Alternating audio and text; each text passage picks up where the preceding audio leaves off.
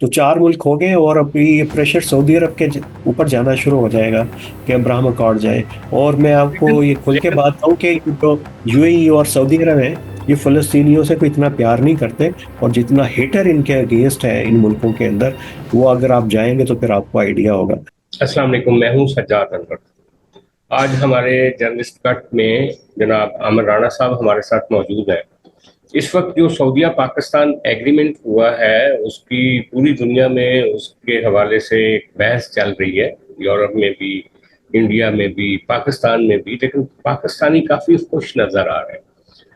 हालांकि मेरा एक जाती राय है कि हर चीज की एक क्रिटिकल थिंकिंग भी होनी चाहिए। हर चीज पर कोई भी डॉक्यूमेंट हो, आपको सारा का सारा ये लाजमी नहीं होता कि हर एग्रीमेंट जो होता है वो 100% आपके हक में होता है। उसकी कोई ना कोई कीमत आपको साथ अदा भी करनी पड़ती है। कुछ नुकसान भी स्टेट को हो सकते हैं, सोसाइटी को हो सकते हैं।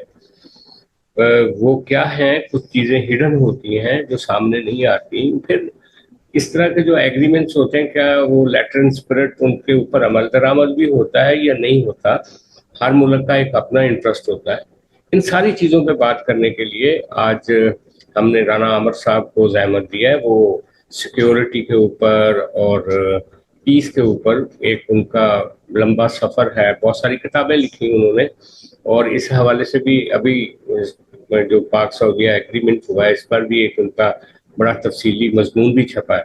तो जी राणा साहब, आप कैसे देख रहे हैं इस एग्रीमेंट को? तो सब कल जैसे मैंने बताया, मैंने कि इसके ऊपर लिखा भी था कि जाहिर है कि इम्पोर्टेंट डेवलपमेंट है, उसको तो कोई नजरअंदाज नहीं कर सकता। और लेकिन जिस किस्म की खुशी मनाई जा रही है, उसकी वजह ये कि उसमें क्लॉज है कि जो अगर कोई आपके ऊपर हमला होता है तो वो दोनों मुल्कों के ऊपर हमला तस्वर होगा। ये एक मेजर क्लॉज है इसके अंदर, जिसके ऊपर बहुत खुशियां, और इंडिया के कॉन्टेक्स्ट में देखा जा रहा है इसको। जरा और ये आवाज नेटो, जरा ऊंची कर लें थोड़ी सी। हाँ मैंने कहा कि ये वाला एक जो इसके अंदर शिक है इस एग्रीमेंट के अंदर, उसके ऊपर ज्यादा लोग बहुत ज्यादा खुश हैं कि ये हमारी बहुत स्ट्रेटेजिक फतह है। तो मेरा नहीं ख्याल कि ये उस कॉन्टेक्स्ट के अंदर है कि आप इंडिया अगर पाकिस्तान पे हमला करें, और सऊदी सऊदी अरब की तो फोर्सेस नहीं है, ग्राउंड फोर्सेस जो आके पाकिस्तान की तरफ से लड़ेंगी, या उनकी एयरफोर्स पाकिस्तान के साथ शाना बशाना होगी, जैसे हमारी एयरफोर्स जो है वो शामिल रही है अरब इसराइल जंग के अंदर, उसके इम्कानात तो नहीं है, बिल्कुल भी नहीं है। और उनके अपने भी एक्सक्लूसिव रिलेशनशिप है इंडिया के और सऊदी अरब के, वो भी स्ट्रेटेजिक नोयत के हैं। तो इसके अंदर जो है दो चीजें समझने वाली है कि एक एग्रीमेंट है और ये ट्रीटी नहीं है। ट्रीटी 82 की है, एग्रीमेंट्स होते रहते हैं और उनकी अपनी जगह पे अहमियत है, रिन्यू हो रही होती है, ट्रीटी ही के अंदर चीजें चल रही होती हैं।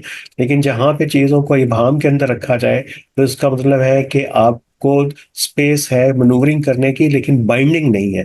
तो पाकिस्तान की तरफ से जो खुशी का इजहार है, और कुछ सऊदी एनालिस्ट भी खुशी का इजहार कर रहे हैं, तो वो एक कोई बाइंडिंग चीज नहीं है जिसके ऊपर कोई मनो अनमल होगा। क्या हो रहा था पहले इस एग्रीमेंट से पहले? अ, अब सबसे इम्पोर्टेंट बात यह है कि 2016 और 17 से पाकिस्तान के सऊदी अरब से ताल्लुकात में जो है वो थोड़ी सी तलखी पैदा हुई थी।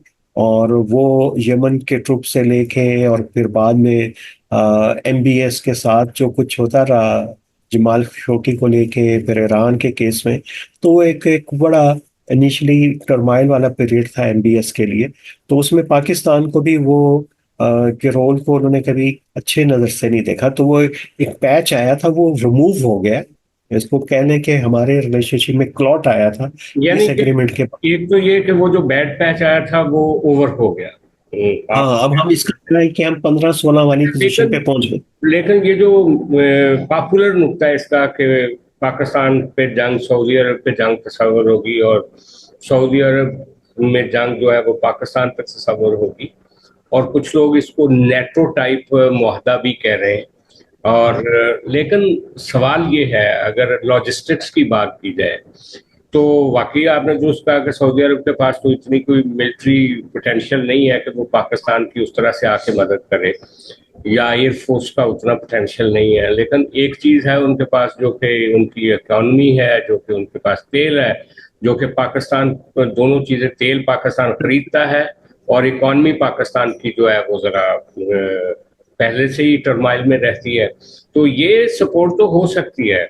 और इसी तरह एक एक और राणा साहब एक सवाल साथ साथ आ रहा है, वो ये कि दुनिया में एक तासुर, और इंडिया खासतौर पे ये तासुर दे रहा है कि जो पाकिस्तान का न्यूक्लियर प्रोग्राम है उसकी भी इस नेटो टाइप ये जो एग्रीमेंट हुआ है उसमें शेयरिंग हो जाएगी सऊदी अरब के साथ। और वो तो यहाँ तक कह रहे हैं कि हमारा जो न्यूक्लियर है उसको अरब दुनिया के लिए मार्केट कर दिया गया है। तो इन दोनों नुक्तों को आप कैसे देखते हैं? ये बिल्कुल नामुमकिन बात है। और ये सारी हवाई बातें कि आप न्यूक्लियर एम्ब्रेला जो है मिडल ईस्ट के ऊपर लेके चले जाएंगे, इसराइल उसको छोड़ देगा, तो ये एक यूटोपियन सा ख्याल है। और इसके अंदर इंडियन मीडिया और कुछ जो है इजरायली मीडिया आउटलेट्स को मैंने देखा है, तो वहां से ये चीजें आ रही हैं, हाईलाइट हो रही हैं। इसका मतलब ये है कि आप शील्ड प्रोवाइड कर रहे हैं न्यूक्लियर, तो सबसे पहले जैसे ये आप ऑफिशियली किसी तरफ से एक्नॉलेज होता है तो आप इमीडिएटली सैंक्शंस के अंदर आ जाएंगे। हम्म। और ये जो है इंटरनेशनल एटॉमिक एजेंसी की भी है, यूरोप की भी है, अमेरिका की भी होंगी, बाकी दुनिया की भी होंगी। तो ना तो ये पाकिस्तान चाहेगा ना सऊदी अरब चाहेगा। दूसरा कि अब सऊदी अरब ने को अगर जो न्यूक्लियर अम्ब्रेला चाहिए, वो चाहिए किसके खिलाफ चाहिए? तो वो, और कतर को इसराइल के खिलाफ चाहिए। तो वो तो मुमकिन नहीं है कि आप इसराइल के तो ऊपर कोई ये न्यूक्लियर तो, स्ट्राइक तो करते हैं। ये तो आपके लॉजिकली बहुत एक यूटोपिया थिंकिंग है, और ये पॉसिबल ही नहीं है पाकिस्तान और सऊदी अरब दोनों के लिए। लेकिन ये जो आप ऑयल और उनकी इकोनॉमी की बात है, क्या वो पाकिस्तान को बैकअप दे सकते हैं इस मुआहदे की स्पिरिट के मुताबिक? नहीं, देखिए बिल्कुल, वो इसके अंदर बहुत सारी चीजें, डिफेंस टेक्नोलॉजी की शेयरिंग हो सकती है। पाकिस्तान ने बहुत सारी परचेज करना है यूएस से, और ये जो हमारी रॉकेट फोर्स बनी है उसकी कोलैबोरेशंस हैं, वो उसकी यूटिलिटी है उसके अंदर से। वो और कंप्लीटली पाकिस्तान हम बहुत नहीं सारी करेंगे। चीजें बेच भी सकता है सऊदी अरब को। बिल्कुल, पाकिस्तान बेचता भी है और वो मजीद भी बेचेगा। और वो उसके इस्तेमाल कैसे होगा और वो सारी चीजें, वो तो बहुत की बात है। अभी सऊदी अरब के ऊपर एज सच कोई थ्रेट नहीं है। वो एक अपनी डिटरेंस जो है वो शो कर रहा है कि मेरे पास जो है, कि ये जियो पॉलिटिकल का खेल है कि पाकिस्तान भी मेरे साथ है, और मैं उसकी मिलिट्री पावर है। ये पूरा जो मई वाला स्टैंड ऑफ हुआ है, उसके बाद से ये जो पाकिस्तान का इमेज बना है उसकी कंट्रीब्यूशन है। लेकिन इसको इतना हाइप क्रिएट करना, वो मेरा नहीं ख्याल के कोई पाकिस्तान के कोई इंटरेस्ट के अंदर जाने वाली बात है। अच्छा, लेकिन एक सवाल और भी आता है, वो ये है कि पाकिस्तान के साथ जिस तरह का एग्रीमेंट हुआ इंडिया का, सऊदी अरब का, इंडियन कह रहे हैं कि जनाब इसी तरह का कुछ साल पहले जब मोदी साहब गए थे तो उनका भी इस्तकबाल इसी तरह हुआ, और इस तरह के स्ट्रेटेजिक जो एग्रीमेंट्स हैं वो इंडिया के साथ भी मौजूद है। इंडिया में उनकी इन्वेस्टमेंट्स भी मौजूद है, रिफाइनरीज मौजूद हैं, और पाकिस्तान की सारी टोटल जो जियो पोलिटिकल पॉलिटिक्स है वो इंडिया स्पेसिफिक है। तो हम्म। उसमें जो सऊदी अरब के इंडिया के साथ एक शेयर्ड इकोनॉमिक इंटरेस्ट है, और कुछ दूसरे जो उनके साथ एग्रीमेंट पुराने मौजूद हैं, वो हमारे इस डिफेंस एग्रीमेंट को हार्म कर सकते हैं या नहीं? नहीं, मेरा नहीं ख्याल कि ये दोनों कोई म्यूचुअली एक्सक्लूसिव है चीजें। और पाकिस्तान के अंदर तो एमबीएस ने 10 बिलियन की कहा था रिफाइनरी लगाएंगे, जो अभी तक नहीं लगी। और उस वक्त उन्होंने 60 बिलियन की कहा था। और इस वक्त वॉल्यूम जो इन्वेस्टमेंट का $100 बिलियन का है, यूएस और सऊदी अरेबिया का। उनके रिलेशनशिप की अपनी अलहदा से नोयत है। बस उसको जियो पॉलिटिक्स के अंदर आप प्ले कर सकते हैं और कर रहे हैं। और उसे कोई बहुत ज्यादा किसी का जो स्टेक जो है जियोपॉलिटिकल और डिफेंस का, वो स्ट्रेटेजिक, वो स्टेक भी नहीं लगा हुआ। इसका सिर्फ एक हार्म है कि इससे जो पब्लिक ओपिनियन बन रही है वो बड़ी टॉक्सिक हो जाती है, और बाज दफा रियासतों के लिए वो गले का फंदा बन जाती है जब आप उसके इर्द गिर्द इस किस्म की हाई बनाते हैं, इस्लामिक बम, इस्लामिक ब्लॉक, इंडिया के ऊपर सऊदी अरब हमला करेगा, ये करेगा। ये एक्सपेक्टेशन बढ़ती चली जाती है। और टाइम के ऊपर चूंकि वो जब आता है वक्त, तो जाहिर है कि रियासतों के अपने मफादात हैं और चीज़ें बहुत सारी जो आप कह रहे थे हिडन होती हैं, हिडन वो चीजें वही हैं कि आपने कब और किस वक्त कैसे सपोर्ट करनी है, वो चीजें होती हैं। और कि इमीडिएटली कि अब दो मोहल्ले की लड़ाई नहीं होती है, अब जो आलमी जंगें हैं कि दो दोस्त, एक आपका लड़ाई हो रही है तो बाकी मिलके आके इकट्ठे हो गए हैं साथ और दूसरे को पीटना शुरू कर दिया। तो ये उस तरीके की जंगें भी नहीं है। और हमारा चूंकि बड़ा सिंपलिस्टिक नहीं, व्यू है। लेकिन राणा साहब, जिस तरह से कतर में अटैक हुआ इसराइल का, उसके बाद एक डिस्कोर्स जो है वो डेवलप हो गया पूरी दुनिया में कि इसराइल जो है वो अमेरिकन कंट्रोल में भी नहीं है और वो अपनी मर्जी कर रहा है। और वो ये जो यूएई से लेकर सऊदी अरेबिया तक सारे मुल्क जो हैं, कतर और कुवैत और बाकी मुल्क, वो इनसिक्योर हो गए इस अटैक के बाद। उस अटैक के बाद एक रूम पैदा हुआ है, पाकिस्तान की मिलिट्री ने एस्टेब्लिश किया है कि इंडिया के साथ लड़ के कि उनका एक पोटेंशियल है अपने से 5 गुना बड़ी फौज को शिकस्त देने का। तो पाकिस्तान को एक तरह से बड़ा वेलकम किया गया है इस सारे मामले में इस वक्त खलीज में। तो ये एक बिल्कुल। हकीकत भी है, ये कोई इल्यूजन या कोई इलस्ट्रेटिव स्टोरी तो नहीं है। नहीं, वो देखिए मैंने कहा कि प्ले जब कर रहे हैं जियो पॉलिटिकल कॉन्टेक्स्ट में वो तो ठीक है उसको। हाँ। लेकिन ये कि कतर के ऊपर हमला हो गया तो हम्म। अब कतर क्या जवाबी तौर पे हमला कर दे और कॉन्फ्लिक्ट बढ़ जाए, ये कौन चाहेगा कि मिडल ईस्ट में कॉन्फ्लिक्ट बढ़ जाए? खुद मिडल ईस्ट के ममालिक भी नहीं चाहेंगे। और सबसे बड़े मुखालिफ जो किसी भी किस्म के इसके फैलाव के होंगे वो यूएई और सऊदी अरब होंगे। कुवैत और ओमान उसके बाद आएंगे। तो ये चार ममालिक हैं, ये कैसे यहाँ पे होने देंगे? फिर अमेरिका कैसे होने देगा? और उसमें तो सबसे बड़ा डिसएडवांटेज ये है, आप इमोशंस के साथ प्ले कर हम करते रहते हैं कि ये अगर आप किसी भी किस्म का फैलाव होता है इसराइल के ऊपर, नॉन न्यूक्लियर अटैक भी होता है, तो वो एकदम से बड़ी जंग जो है वो उसमें फैल जाएगा और उसको रोकना जो है फिर बड़ा मुश्किल हो जाएगा। तो पूरी दुनिया को एहसास है, इसलिए आप देख रहे हैं कि फलस्तीन के दो रियासती हल की तरफ जो है वो यूके लेकिन ने और चार लेकिन या नेतन्याहू तो नहीं सुन रहा ना, ना उसने यूरोप की सुनी, ना उसने उसके अमेरिका। ऊपर जो है प्रेशर है, उसके ऊपर प्रेशर है जो हम कह रहे हैं कि चार, ऑस्ट्रेलिया, कनाडा और यूके, इन्होंने तस्लीम कर लिया है अगर दो रियासती हल, तो उसकी पब्लिक ओपिनियन अंदर भी उसके खिलाफ है। ग्लोबली कोई उसको ग्लैमराइज नहीं किया जा रहा, उसको कोई अप्रिशिएट नहीं किया जा रहा। पूरी दुनिया में अभी भी उसके खिलाफ जुलूस है, अमेरिका की गलियों में, यूरोप की सड़कों के ऊपर। हाँ, तो लेकिन पब्लिक लेकिन नहीं है राणा उसके साहब, अंदर। असल सवाल तो यही है ना कि देखें गजा की सूरत हाल उसने क्या कर दिया है। और उसके बाद ये जो गोलान की पहाड़ियों पे तो उनका पहले से, अब शाम और लबनान में भी उन्होंने अटैक किए बड़े मैसिवली पिछले दिनों। और फिर ये जो इलाका है जहाँ पे महमूद की अपनी ये जो स्टेट थी, खास तौर पे जहाँ पे फलस्तीनी गवर्नमेंट थी, अब वहां पे भी अटैक शुरू हो गए। तो वो तो अपनी एक्सपेंशन जारी रखे हुए है, यूरोप अपनी तरफ से कोशिश कर रहा है, ऑस्ट्रेलिया भी कर रहा है। लेकिन अरब मुल्कों के सामने तो यही है कि वो एक बिगड़ा हुआ और एक बिखरा हुआ हाथी है जो कि आगे बढ़ रहा है। हाँ बिल्कुल, अगर दो जंगें अरब लड़के देख चुके हैं ना पहले, तो वो सारी मामलात उनके सामने तल्ख तजर्बात हैं। और कि जंग जो हल नहीं है, अगर कोई अरब क़यादत कोई दानिशमंदी का मुजाहरा कर रही है तो उसको अप्रिशिएट करना चाहिए।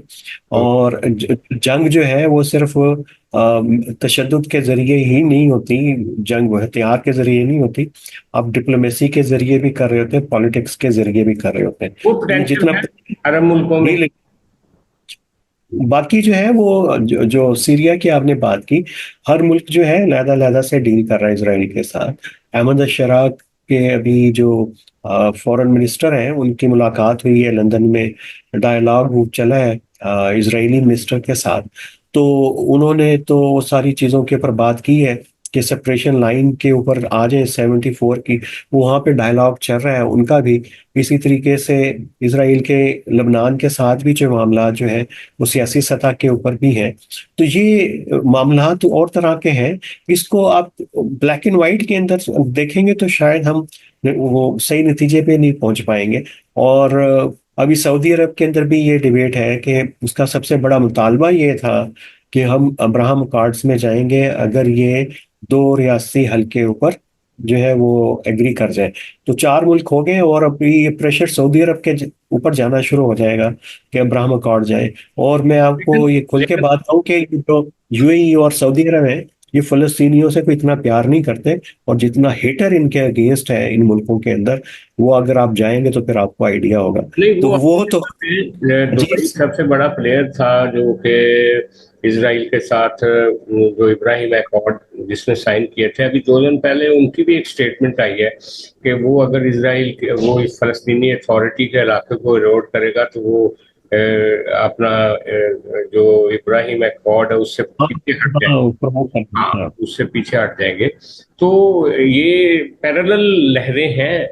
एक अच्छा, लेकिन इंडिया पाकिस्तान पर्सपेक्टिव में इंडियंस भी इस तरह से देख रहे हैं इस मामले को, हम भी इंडिया पर्सपेक्टिव से देख रहे हैं। हालांकि ये बेसिकली गल्फ मुल्कों का एक मामला है। अच्छा, लेकिन यहाँ एक सवाल बुनियादी है, वो ये कि क्या फिर अगर इतने इफ एंड बट के साथ, प्रोज एंड कॉन्स के साथ अगर इस मौले को देखना है, तो फिर तो ये मौला आमतौर पे यही कहा जा सकता है एक एक डिप्लोमेटिक सफारती सतह का एक ऑप्टिक्स था या एक दिखावा था। इसकी इतनी ज्यादा वो गहराई नहीं है इस मामले में जितनी समझी जा रही है। नहीं, ये भी मेरा ख्याल है कि इसके दरमियान वाला रास्ता इख्तियार करें। जो हमने बात की है कि हम्म। डिफेंस कॉर्पोरेशन पाकिस्तान और सऊदी अरब की बहुत पुरानी है, वो 2015-16 के लेवल के ऊपर आ जाएगी। हम्म। और वो भी इतनी छोटी नहीं है। हम्म। उसमें ट्रेनिंग श्रेनिंग तो चलती है आपस में। हम्म। ये फिर और जो इक्विपमेंट जितना भी है सऊदी अरब के, खास तौर के ऊपर एयरफोर्स से रिलेटेड, वो पाकिस्तान का उसमें इंटरेस्ट रहता है हमेशा। और पाकिस्तानी पायलट एक दौर में तो सऊदी जहाज भी उड़ाते रहे हैं यमन के ऊपर हमलों के अंदर। तो वो एक अच्छा है, टेक्नोलॉजी का एक्सपोजर जो है, क्योंकि पाकिस्तान के पास एक ही चैनल रह गया अब इफेक्टिव, कि वेस्टर्न जो डिफेंस टेक्नोलॉजी का एक्सपोजर चाहिए उसको, टेक्नोलॉजी नहीं चाहिए उसका एक्सपोजर, के उस क्योंकि वो पूरा इंडिया के पास वो टेक्नोलॉजी ज्यादा ट्रांसफर हो रही है। तो जितना एक्सपोजर होगा, तो पाकिस्तान का जो अपना हार्डवेयर है, जो अब वो ग्रेजुअली पूरा चाइना की तरफ जा रहा है, तो एक्सपोजर ही डिटरेंस है, और अच्छे तरीके से इफेक्टिव स्ट्रेटेजी बना सकते हैं।